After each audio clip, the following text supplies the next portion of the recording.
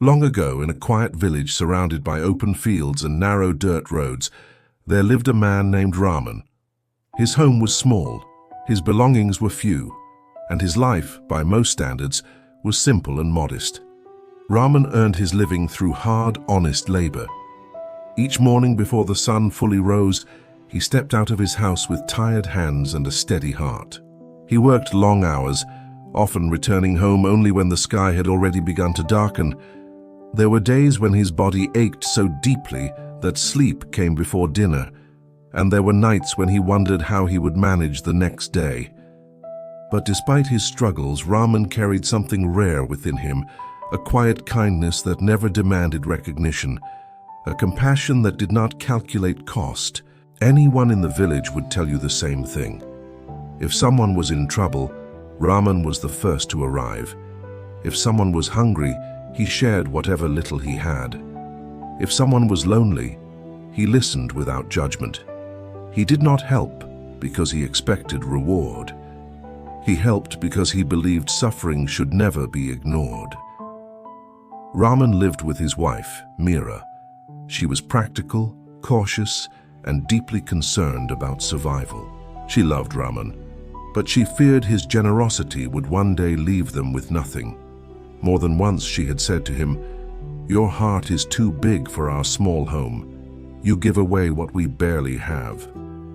Raman would listen quietly. Then he would smile gently and reply, "If we close our hands completely, what kind of life will we live?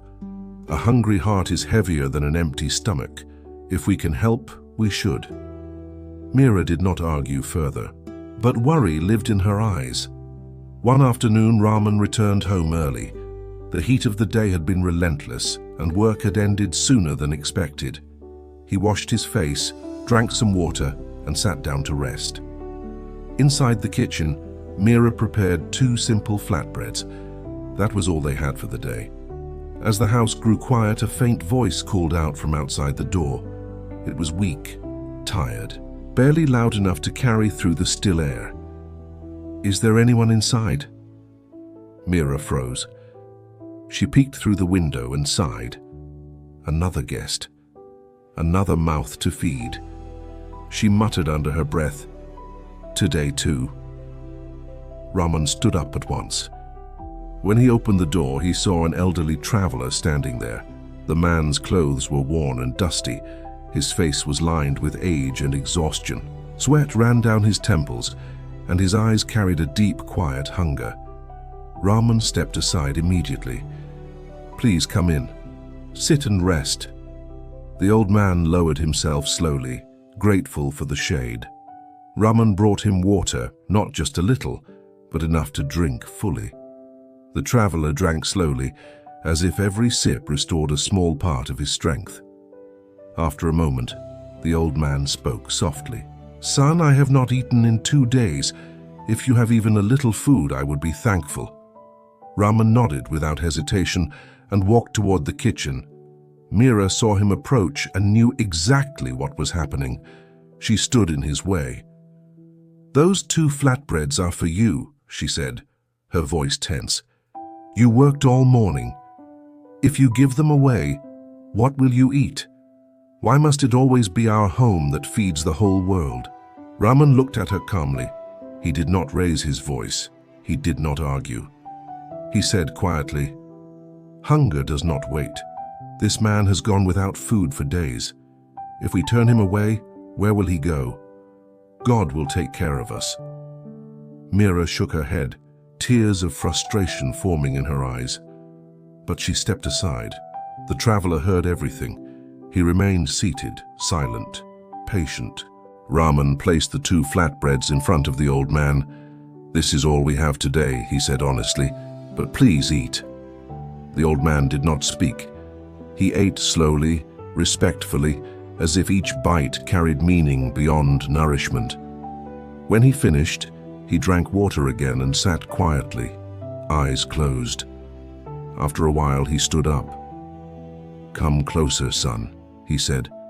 From the worn cloth bag slung over his shoulder, the old man took out a small bowl.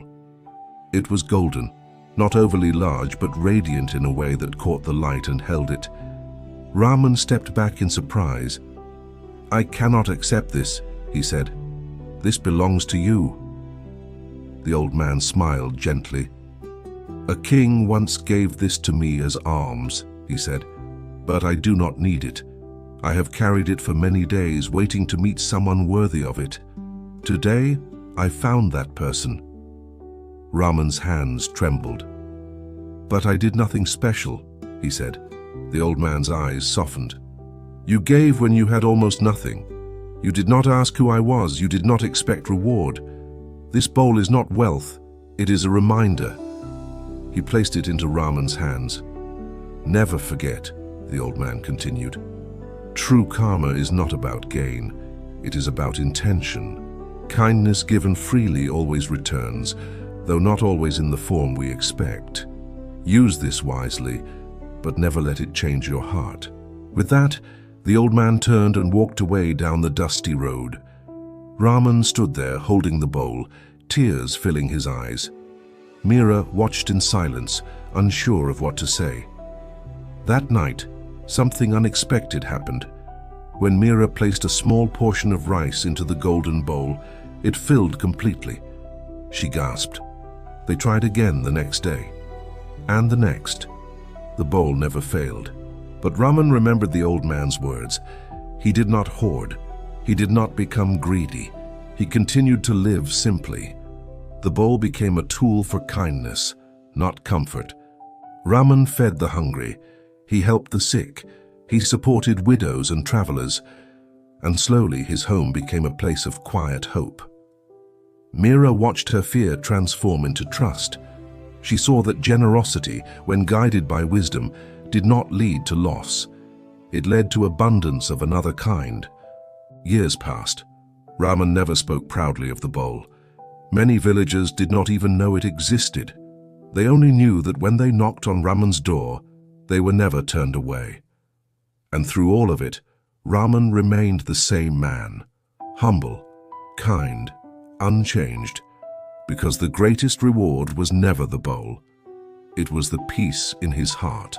Friends, this story is not about magic, it is about choice.